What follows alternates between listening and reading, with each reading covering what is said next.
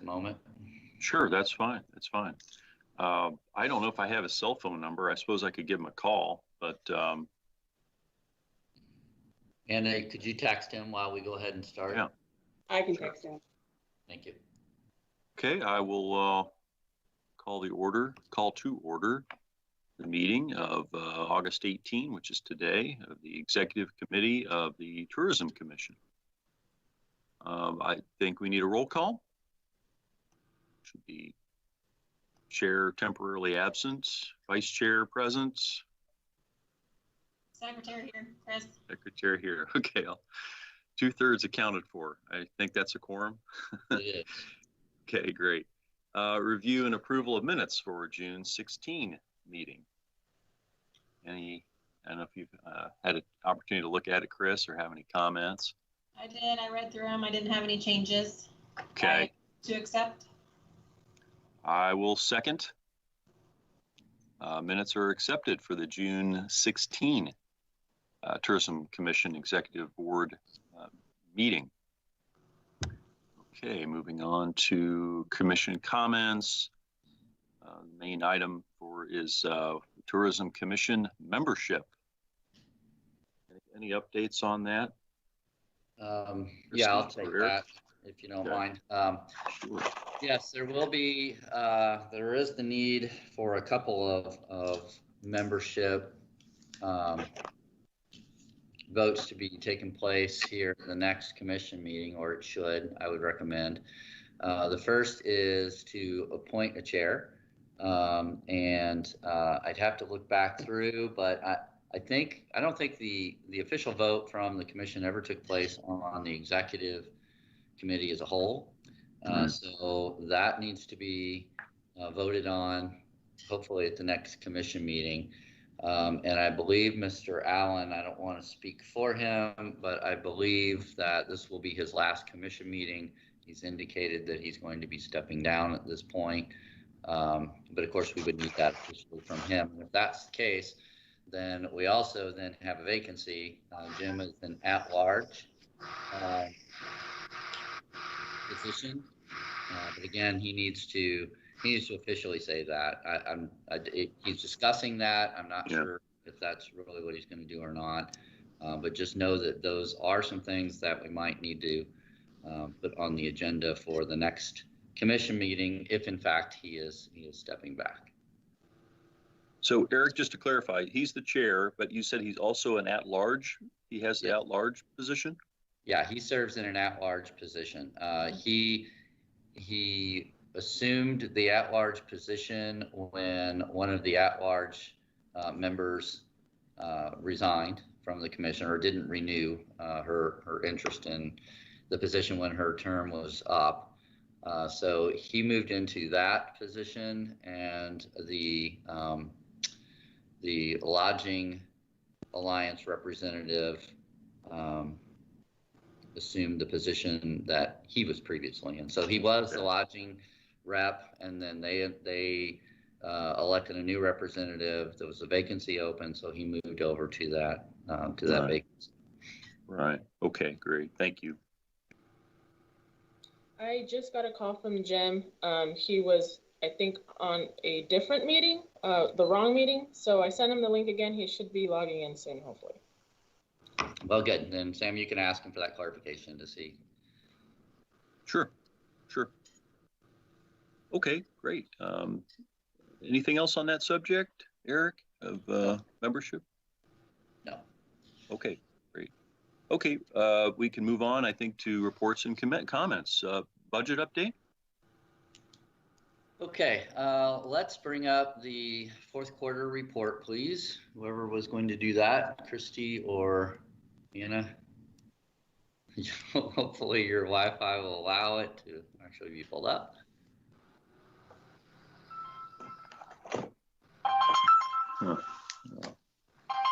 Sorry about that. That's all right. Put that on mute.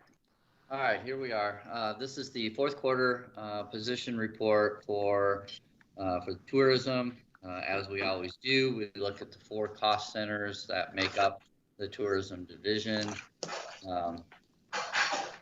Yep, keep going, make that a little bigger, please. I'm having some contact issues today. That's pretty small. All right, that's perfect. Thank you. All right, 6061 administration. So essentially this is where we ended up at the end of the fiscal year. Those costs in that particular cost center are relatively fixed, mostly salaries and some contracts. We expended that 100%. 6062, the National Frontier Trails Museum. We 73.4%. If you'll recall, once the pandemic hit, that facility was closed, and the positions that were vacant there were not filled. So we were a little more than 25% under budget for that. Historic site maintenance, we continued to maintain throughout the course of the pandemic at those sites, but we did cut back a little on some contracts and things of that nature, so we came in at 90% there. Tourism sales and services, same situation there, as we held back on some of the larger sponsorships that were tied actually to activity that would have been taking place this fall. Royals, most notably one of those. So those things were held back in anticipation of either things not being reopened or games not actually taking place, or the in-game experiences, if there were any games, being greatly reduced. And sure enough, baseball finally got underway, but there were no fans. So the in-game advertising or promotion certainly didn't make any sense there, so we saved some money there. All total, our revised revenue, our revised budget was almost 2.4 million, and we expended just under 2 million for 81.3% of the overall budget being expended, which was important because we had some revenue declines as well from March through the end of the fiscal year that we'll talk about in the next overall budget projection for next fiscal year. So any questions on where we ended up this past current fiscal year? No. Okay, well, good job by the tourism staff for really helping us through that, making sure that we could trim back where we could, save money where we could, and adjust to where our revenues were headed for the transient gas tax. Hello, Jim. Hey, hi there. Hi, Jim. Hello. Welcome, everybody. You're technically challenged guy here. I signed in for the other meeting, so. Well, hopefully you were early for that meeting. Yeah, I really was. It was very productive, actually. Sorry. Please continue. Right. Completely understandable. Okay, let's then go to the next bullet point. Jim, we will forward you. Anna, would you mind sending that document we just reviewed to Jim? Thank you so much. So Jim, what she's sending you is the year-end position. Essentially, okay. We spent 81% of our budget. Yep. We were able to save some money. So yeah, I actually didn't turn on my video. I actually heard your presentation on the budget. So. Oh, good. All right. Yep. Okay. Let's then go to the larger sheet, which talks about sort of the 3-year trend in our budget and projection for next fiscal year.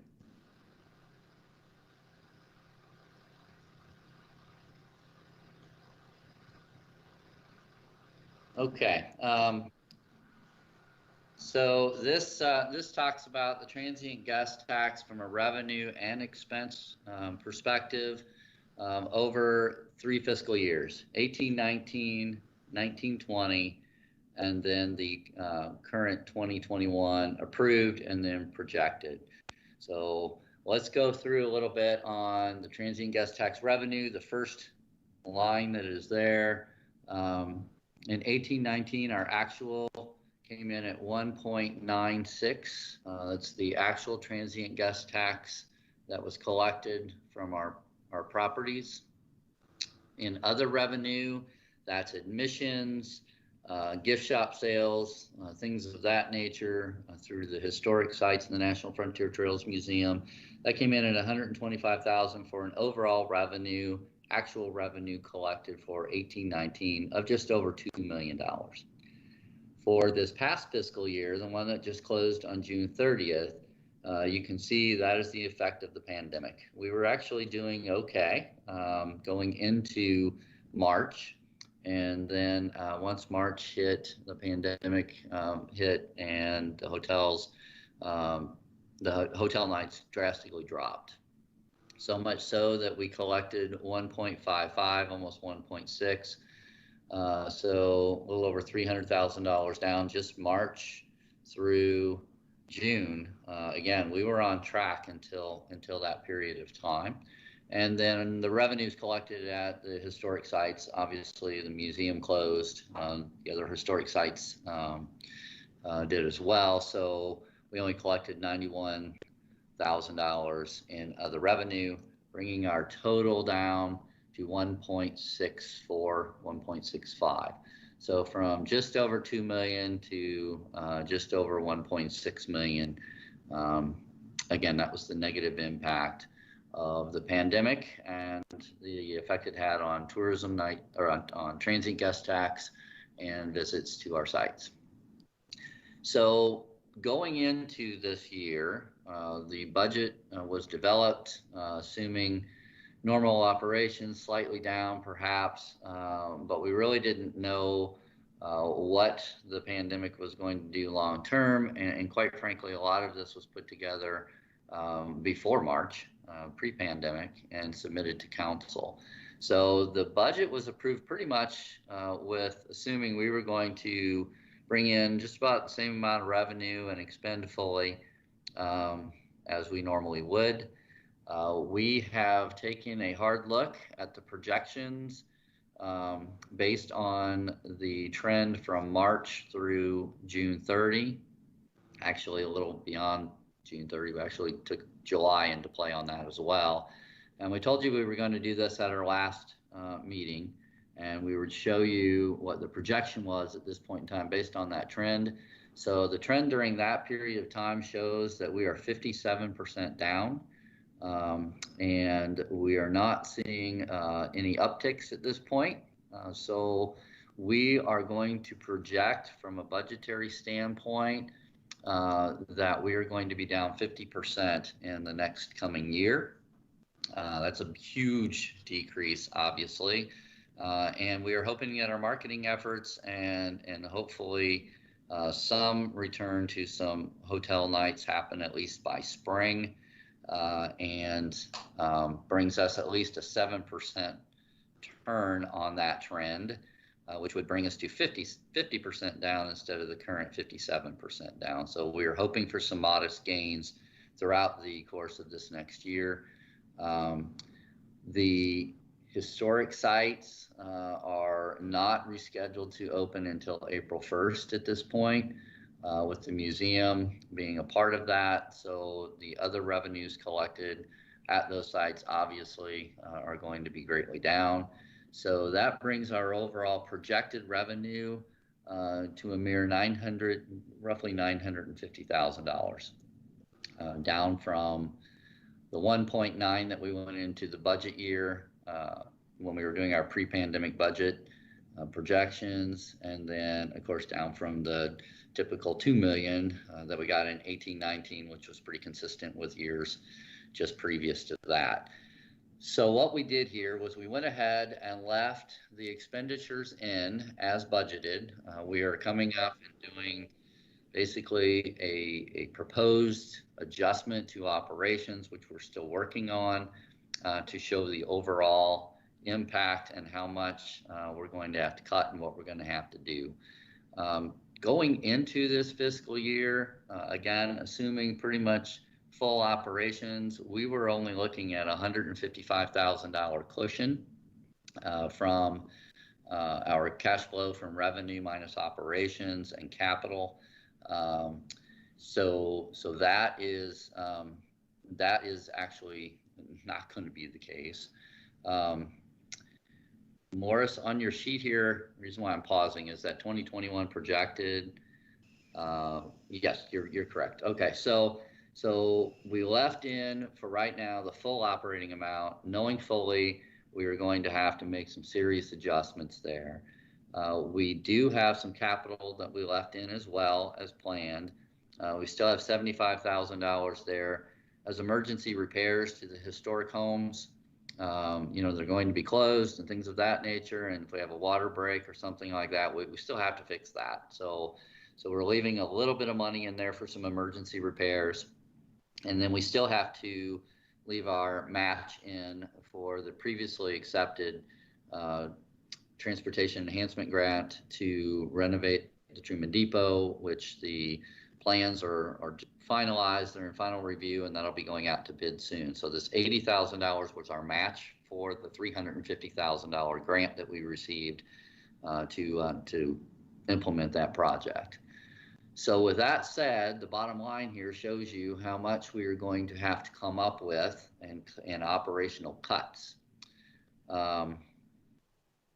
Keep going. Where's do you have the grand total down there? There we go. Okay, so we went into reserves at the end of the last fiscal year, even after making those cuts, with an overall total of $257,688. So we were able to cover all but that.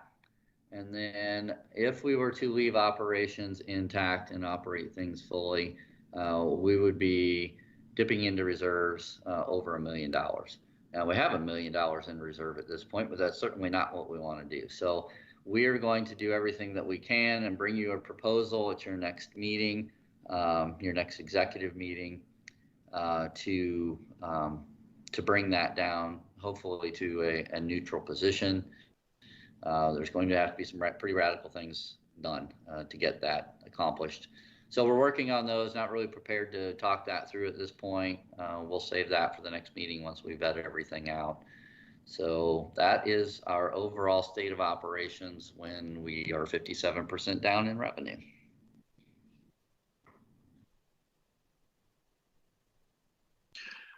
Maybe this is a question for Wendy. Wendy's on the call? Yeah, I'm here, Stan. Yeah, hi. Hi, Wendy. Morning. Morning. With the historic sites not being open, what's the staffing look like just in terms of just a periodic walkthrough of the sites or walk around the sites just to see, because normally if they're staffed for visitors, we could see problems that might arise, at the sites. But, with them being more or less vacant, how are we maintaining? I'm just talking about it from a maintenance standpoint. Are we having normal, like volunteers occasionally walk in, or city staff kind of walk around and in? We have both, actually. We have been having some meetings out at the properties. We have PRT maintenance crews that are out there on a regular basis, and we have board members and volunteers from the sites who often report in any issues to both Frank and myself. So we're actually staying on top of all of it. And while the budget is not necessarily there, we're all still moving forward with just a little bit of backlog maintenance and just regular maintenance issues. So nothing is falling behind as far as that goes. Okay, great. Thank you, Wendy. That's good to hear. Not surprised, but good. Yeah, and we'll hear a little bit about the marketing coming up here as well. Just keep in mind that we're still marketing as well, but we're not marketing for the fall. We're not marketing for the holidays. We're past that. That marketing effort would have taken place in the spring and over the course of the past winter. We market in advance, obviously. So we are putting marketing plans together for next spring, next summer, and beyond. And those efforts are still full going as well. So, but we'll get a report on that here in a little bit. Okay, so I guess stay tuned, and we'll give you the proposal or the chance to comment on that, and hopefully gain an endorsement before we take that up to our city leadership and then implement any changes that are necessary. Are we hoping in 2021 to post the museum position? well positions. Are we hoping to do that next year, or is that still kind of up in the air?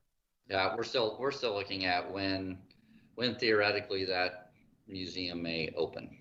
Yeah. At this point. So and then of course that would then trigger back to when staffing would be in place, or how that might operate. It might look a little differently than. Mm-hmm. We're still hoping for April 1st, maybe for the National Frontier Trails Museum too, or it's a possibility, but we're really having to look at that as an overall cost for the entire fiscal year. So sure. We're still looking at it. Sure. Okay. Thank you.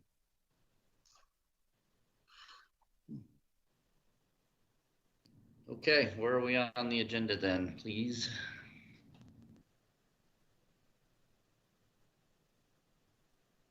I feel like we should be playing the Jeopardy theme as this thing comes up. Jim, you want to take over, or do you want me to continue? Jim, you're muted. Technical difficulties all around. You are still muted, my friend. You're still muted. Yeah. Not nearly enough coffee. So anyway, is that better? Is that better now? Yes. Okay, then let's go with the STARS report. All right, I'm trying to get that pulled up right now. Okay, all right.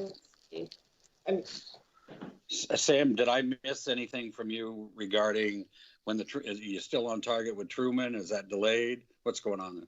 Oh, we're still on target. We're still shooting for an opening later this fall. I know I sound like a broken record in terms of not being specific, but construction is, I think it's completed actually. And what we're doing now is putting in the, interior exhibits, and everything's looking really good on the inside as well. So that's making good progress too. So yeah, we're still moving forward. Excellent. Excellent. No date though. Sorry, Christy. It's okay. Totally understand. I'm pleased we're as far along as we are under the circumstances, to be honest. Sure. Yeah. Yeah, I'm glad there's no delays, so that's good. Christy, what you got here on the STARS? Here's the STAR report. I have the month of June. So occupancy for the City of Independence, we were at 46.1%. Obviously, that's down from last year, which was 65.5. Our ADR was $71.12, and then the revenue per available room was $32.80. You can kind of get an idea of where we stand in the state of Missouri. Missouri overall was down for occupancy 44.4%. So obviously we don't like our revenue to be down, or occupancy to be down 29.7%, but all over the state of Missouri, I think that, we have to look at the positives where we are. Obviously, Kansas City, St. Louis, their occupancy rates are much lower than ours. Some of our main competition, I would say, as far as our stays, would be St. Joe. They're only down 13%. I know that they have a lot of construction workers, et cetera, that are staying in St. Joe right now. And then I would say maybe, Jeff City or Columbia would be another place that we would be kind of competitive with. And then, obviously Columbia is down 32%, and then Jeff City is down, but not quite as much. But I think that, I don't know what the reasoning, I think that there was a special session in Jeff City of the legislature, so that probably had a big part of that. So if we look over here at our year-to-date information, Independence is here on the bottom. This is the state of Missouri here. Our occupancy is at 42.4 year-to-date versus last year at the same time at 55.6. So, you can all see that. We'll send these out to the full commission next week, but it's not great, but it could be worse. We just have to look at the positives and just figure out where we go from here. Great. Any comments from the group? It is what it is. Yeah. Yeah, the Kansas City number looks pretty terrible. St. Louis too, big cities, nobody's going to them. Yeah, yeah. Hmm. And we'll see what sports does to us this fall. I mean, geez. So anyway, okay. Well, yeah. Anything else on Stars or the Airbnb? I can share the air DNA information for Independence, or what our numbers are. Kind of condensed the report just a little bit because it had a lot more information than we necessarily need. Our occupancy for our Airbnb properties was 56%, or I'm sorry, it was 54%. So it's just down as opposed to last year at 56%. The average daily rate was down just a little bit, and then the revenue per available room was down a little bit too. If you look at, I don't know why these numbers are like that, but anyway, if you look at the numbers of some of the other places that we do the same comparisons with, our numbers are not too bad. And then we've got our, let's see, our supply nights to give us an idea of how many rooms that we have in Independence, you know, comparative to some of the other communities, the demand nights, and then the revenue. So it's pretty, I mean, those numbers are better than the lodging numbers, but they're not huge. So. But we'll be sending these out with the packets as well. Any comments for Christy on the AirDNA? Okay, let's go over to historic preservation. Wendy, Yeah, you're on. Sorry, just to build on what I had mentioned about staying on top of maintenance, we are still looking at a stabilization issue at the Trails Museum, and staff is working with an engineering firm to try and see what the cause is, and at least a temporary stabilization, if not a permanent fix, based on the budget. We are moving forward with the Truman Depot project, and we hope to get that bid out soon. We have regular meetings on all of the sites weekly with myself and Frank and Morris. And then we keep in regular touch with our PRT maintenance staff for any on-site issues that they may have. So budget aside, as I said, we're staying on top of all the maintenance issues. And I think given the current circumstances, we're working with the sites. The Vail board has been very generous about offering to pay for some plaster repair while the site's closed. And other than that, I think projects are temporarily on hold, but all the maintenance is holding up. Good. And the infamous cabin that was transported, that's in a stable position. That's okay. We haven't finished that, or there was some final things we had to do there. It is. There's some skirting and the chimney that still needs to be addressed, but I think overall, if we had to move forward with opening it in its current state, there would not be a problem, and it is absolutely stable. I think, and Eric can speak to this, but I think there are still some issues about getting any kind of interior exhibit space set up. But if people did want to just come and take a look at the cabin and see that it was moved and now it's been preserved, that's definitely an option. Yes, the skirting that Wendy referred to is aesthetic. It's not supportive. So the cabin is being supported by the piers that it's sitting on. That was by design. So as Wendy said, it's very stable. And she is also correct in that the interpretation and all the pieces that were online and researched to purchase to tell the story of the cabin that is also on hold until budget sort of settles in a bit. So, I mean, my question, I guess, pertained to it's safe, secure, all the hard work and money spent putting that into it. It's okay for now. Yes, it is, and the security system is operational there. So, okay. So it is secure. Okay, great. Thank you, Wendy. Anything else? No, I think that's all for now. I'm pretty excited though about seeing the Truman Depot project move forward, even with all that's going on. So stay tuned for more updates on that. Right. I'm assuming any kind of grand opening celebrations because of COVID, everything's on hold. Regard to that, Eric? Yes, it is, and we're still sort of at the mercy of MoDOT and Union Pacific when it comes to timelines at this point anyway. So we're sort of like Sam saying, at some point we're going to be opening and not giving an exact date. Unfortunately, what I know now, because of some of the slowdowns that we experienced along the way, I do not believe we'll have a synced up celebration, at least at this point. Perhaps we can do something later down the road.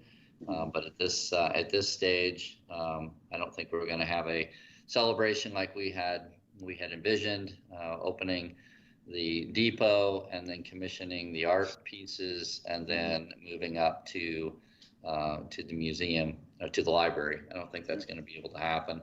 The mural project is also on hold at this stage. We have the artist selected. He has renderings ready to go. But the funding was through the Public Works Department for the actual production of the pieces, and that has been on hold as well. I must confess I haven't been up on Independence Avenue by the museum, but is the bridge done? Is that all open? Yes, it is. Yeah, it looks great. Yeah, I Oh my just God. yesterday. It looks really good. Yeah, it is. It is fantastic. The underpass is was constructed with molded forms, so it doesn't look like there's something missing there. The panels were going to be installed on top of that, so it looks fine. It doesn't it doesn't have any blank spaces there. So that's working for now. All the landscaping around there is installed, and we are working with the contractor to maintain that through Parks and Recreation. The slopes are a little steeper than what they even were before, so the mowing of that has been a bit of a challenge. But we do have a solution in place for that, at least temporarily. Public Works has a robot mower for steep hillsides. It's pretty slow, but it's able to handle the hills at this point. We're looking at more of a long-term solution, but for now, that's how we're getting at it. Okay. Very good. Anything else on historic preservation or attractions? That's all for me. Thank you. Thanks, Wendy. Over to reports and packets. Do you have marketing information, Christy? I do. What I've got from Madden, obviously, since COVID happened, we've had to pivot our marketing strategy. We delayed a lot of our media for the months of April, May, as far as our marketing efforts kind of started back in mid-May, beginning of June. Did more of an outdoor campaign as well as a general awareness campaign. We switched our planned baseball media to an outdoor campaign. We had planned some March Mania radio, so we cut back on a lot of that. We delayed our Visit KC advertising partnership. And then we moved budget to do an economic impact study and a post-COVID impact study. And so for us to have a really good picture of what our visitor impact is to the city and to make sure that we are using our dollars wisely, we worked this with Madden, and they were able to get a really great rate for an economic impact study as well as a post-COVID study. Right now, we're running general awareness campaigns. We are doing a historic niche campaign, and then the outdoor campaign, and we are in the process of the 2021 visitor guide. We're obviously starting when we should have started the last 3 years, but since we're in a good place now, we are able to start, in the mid-year to make sure that those roll out the very beginning of January. For the rest of this year, we've kind of had to switch that a little bit.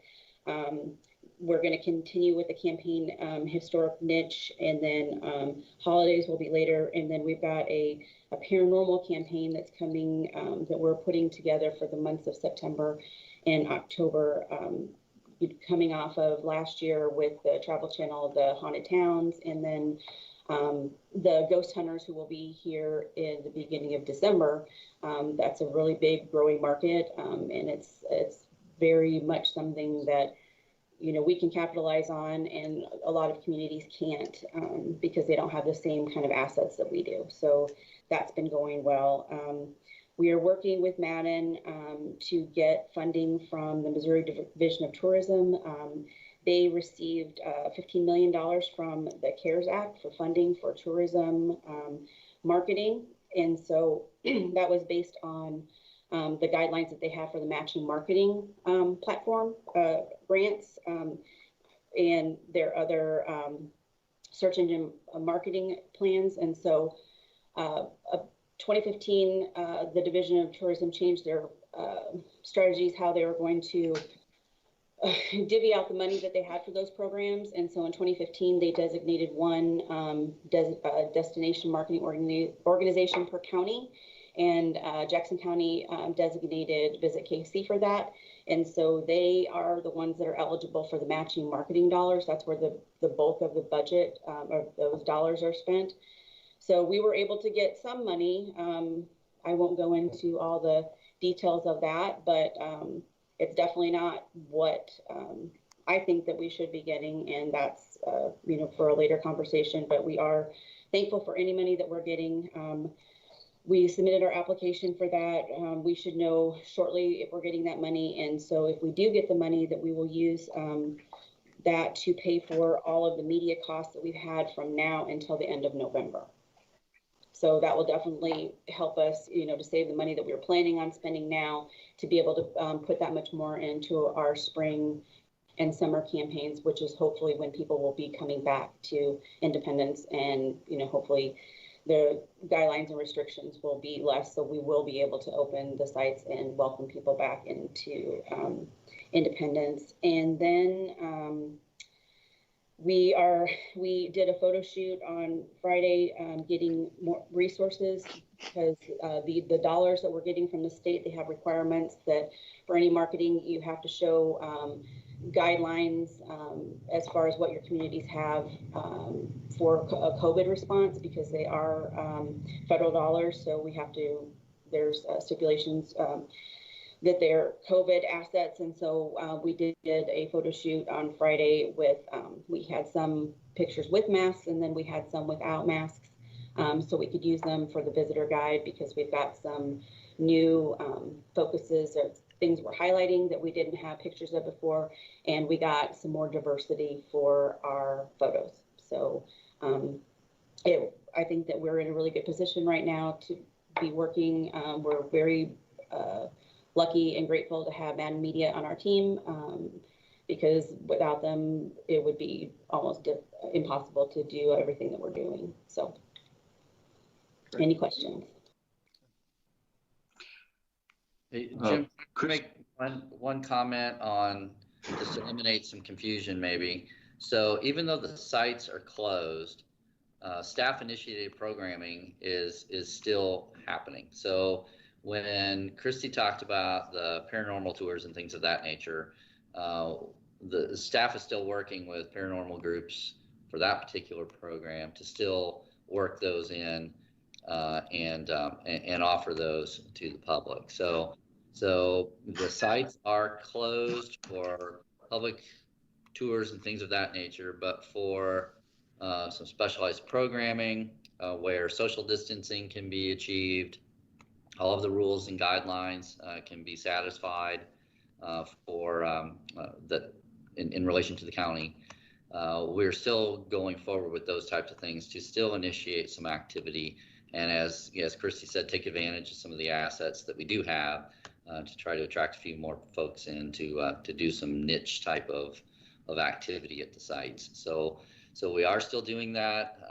If we have any group that contacts us that wants to do a special tour scenario, again, we will accommodate that with staff and ensure social distancing and disinfection and all that kind of stuff of the facilities. So we'll still accommodate those types of things. We're just not open for general tours, walking through at unscheduled times. Do we have to limit the number of people that will be coming to the special, historic niche or paranormal, Yes. niche activities? We follow the guidelines set out by Jackson County, and our numbers are probably less than what we are allowed to have, just because we're erring on the side of caution. Yeah, same. It's just like any of our recreation programs. It's essentially a registration kind of scenario. So right. Numbers, right? Gotcha. Okay. Thank you. Christy, I did have a question on marketing with respect to the Missouri Bicentennial. Is there any, planning in terms of the City of Independence's participation in any way, and how, even with online programming, where we piggyback onto other events or something? Has there been any discussion? I've attended one meeting on this with respect to the Truman Library, but I wondered, what the city's efforts are. I know that I think I attended the same meeting that you were on. Right now, I haven't heard a lot about or any more contact from the Bicentennial Commission, since we don't know what the status of our sites are going to be at this point in time. We're Right. not planning anything big, but in the background, we're doing some planning as far as, contingencies that maybe these guidelines will be lifted and we'll be able to participate. But since we have, we've got a limited staff, because all of our, most of our staff over at the Trails Museum that handled events and, those types of things, we don't have that staff right now. So we will do what we can, but I can't say that we will be able to participate, but we will if we can, for sure. Yeah. Yeah, and I agree. And the challenge is that, it's about staffing and about money and about time too. You often take time to plan these kinds of programs, and if with the situation being what it is, we may just not have time to do what we want to do, and that's the Truman Library as well. Yeah, Sam, this is Wendy. If I can just chime in really quickly, the Attractions Coalition group is planning to pull a calendar together for next year. And I'm on a subcommittee working with them on that currently. So even though it may not be a larger initiative that we had originally planned, I think we're still planning on pulling some events together as a group participation, as an attempt to kind of involve all of the city's sites and activities. So that's something, at least, even though we can't necessarily finalize it right away, we're at least attempting to do some planning on that now. Well, maybe I'll follow up with Jen Vitella here at the Truman Library, see if, has she been attending those meetings, Wendy? I think she's been at some. We have a Standard Attractions Coalition meeting, and then this is kind of a subgroup of that who's just trying to move forward. We've just basically working off of Google Calendar and trying to get some events started for that. So yeah, but check in with Jen and see if perhaps she's got something, and we'd be happy to work with her on that. So okay, great. Okay, thank you. Very good. Social media activity, sales and service. We'll have all those reports. The social media, we've got, breakdowns of the Google prospecting and remarketing. We've got information about Facebook ads, content distribution, and then remarketing, etc. But we'll present those next week with the rest of the packets for the full commission. They're actually doing really well. I mean, I can just throw out a number. This campaign season, we've got, for the prospecting and remarketing, we've got over 17 million impressions. So that's really good. But we'll get some more detailed information from Madden for next week's media. Great. Wonderful. Very good. And anything else on historic sites, museum operations, anything there? We've covered all that, have we? Yes. Okay, very good. You got some great feedback from a number of members, Christy, on the visitor's guide. So any additional feedback that you need, or you certainly, I mean, Sam, as always, goes above and beyond. Thank you very much, Sam, for your detailed, review and information. Sure. No, You're welcome. Sure. we compiled all that information. Zach on our team actually wrote all the copy for that. So he was able to make those edits, send it back to Madden. They sent it to a proofer, and then the proofer does their magic, and then they send it back to us again for just to make sure that all the content is correct. And then once that happens, then they'll start the layout design of the visitor guide. So that's when start figuring out pictures and advertising, etc. So y'all got the sneak peek of the content and the editorial part of the visitor guide. Well, commendations to the entire team for the timeline on this and getting such a great start. We wanted this for a long time, and you guys are delivering on it. It sounds great. Thank you. Okay.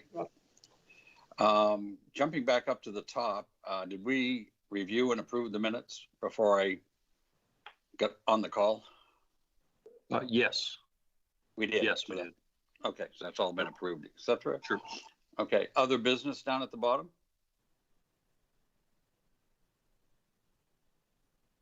Any other business? I've got a topic to bring up. It's more hotel alliance related, but I'm getting the feeling that a lot of our hotels, the city is not conducting their usual, and I don't know, I don't want to be accusatory, but Eric, I don't know if we need to, just verify, but our properties are not being inspected like they used to be. And it's very difficult to communicate with the city to get any kind of direction on having our properties inspected so that we can get appropriate licensures. And I don't know how widespread it is at the Hotel Alliance meeting next week. We can talk about it as well. But that has the potential, I believe, to be very serious from a tourism standpoint if we're not able to issue licenses and we're not getting our properties inspected. So Jim, are you referring to air properties or traditional properties or both? Traditional. The City of Independence Health Department, until it was pretty much abolished or greatly reduced, to be on the positive side, used to inspect us at least once a year, sometimes twice, depending upon if we were using a commercial kitchen. There's no inspections have been conducted this year at all. Okay. And, my little network of people to talk with is indicating that they can't get any attention from the health department and the state.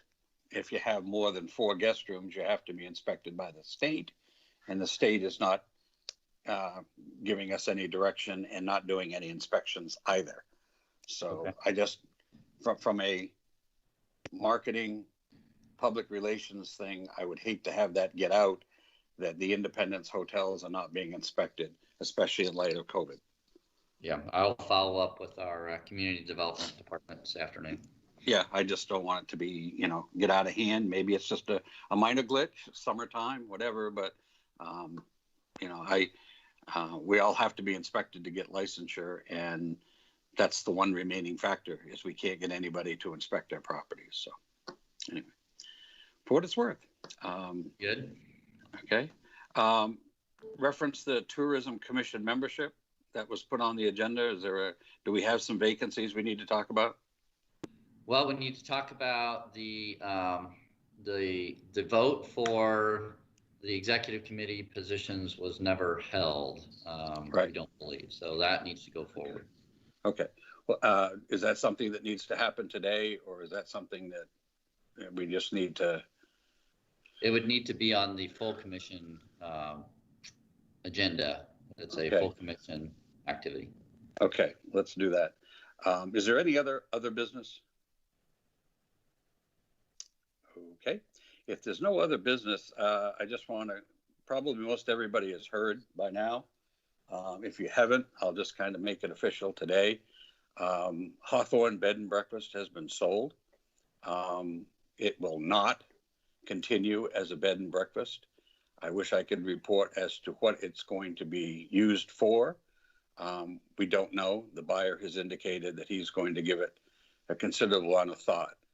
But as of next Friday, the 28th, Hawthorne Bed and Breakfast will be no more. So as a result of that, I just wanted to make the commission aware. And subsequently, after next week's full commission meeting, obviously I'll be resigning because I will no longer be a resident of Independence or have a business in Independence anymore. So not to end the meeting on a downer or maybe an upper, depending on your perspective. I just wanted to share that with everybody, make it official. Well, that's a very, very large downer, Jim, not just for the loss of a beautiful property in our inventory and something that we've put on many a cover or brochure, that's for sure, just because of its elegance and everything that you've done to make that a quality place to be when you're in town, but also the loss of your leadership and experience and all your help that you've given us the past several years. By participating on this particular commission, as well as just personally giving us calls and pats on the back and picking us up when we're down, those types of things. That's going to be greatly missed, Jim. Well, I'm going to miss it too. I mean, it's a tough thing, and Wendy and I were kind of resolved to the fact that we would have, eventually have. We've been for sale. I think everybody knew that for a couple of years, but. COVID kind of pushed things along, and we're happy that we're able to sell, but saddened that we can't be this shining stone mansion here.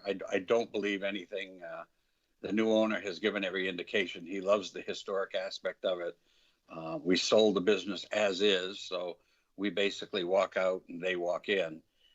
It's just that he does not have an interest in running it as a bed and breakfast at this time, or an event facility. So I guess we'll all have to stay tuned with regard to that. But thank you, Eric, for your kind words. And I'll have a little bit more to say next week. But anyway, I wanted to let the executive commission know that. So that will definitely affect, I would think, the vote for next week. We got to drum up somebody to be on the executive board, because I will no longer be serving on that. So.